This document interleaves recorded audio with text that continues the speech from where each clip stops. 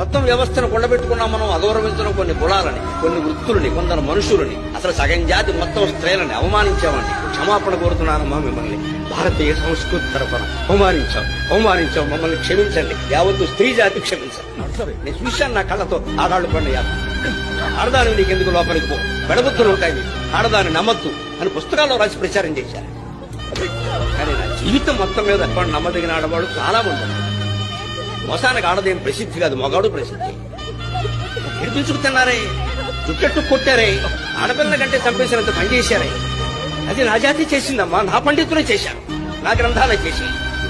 నేను క్షమాపణ కోరుతున్నా, క్షమించకండి. సీతాదేవిని కూడా ఆక్షేపించిన దుర్మార్గుడు మగవాడేనమ్మా, ఆడదుగా. ఇన్ని అన్యాయాలు నిమ్న వర్గాల వారికి, బలహీన కులాల వారికి, స్త్రీలకి చేసేసి ఇవాళ మా మతంలో ఉండండి, మా మతంలో ఉండండి కాళ్ళెట్టుకుంటే ఎవడుంటాడండి? సరిగ్గా ఉంటే ఉంటారు అందరూ. జరుగుతున్న విషయం అది.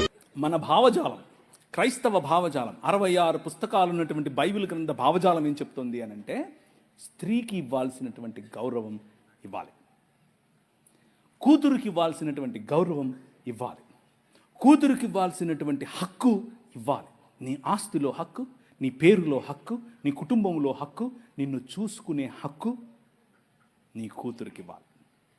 మిగిలిన ఏ గ్రంథాలు చెప్పలేదు. ఒకసారి నీ బైబిల్ ఎత్తండి.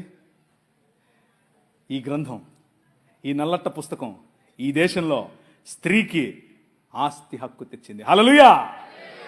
ఈ గ్రంథం, ఈ పుస్తకం ఈ దేశంలో స్త్రీకి చదువుకునే హక్కునిచ్చింది,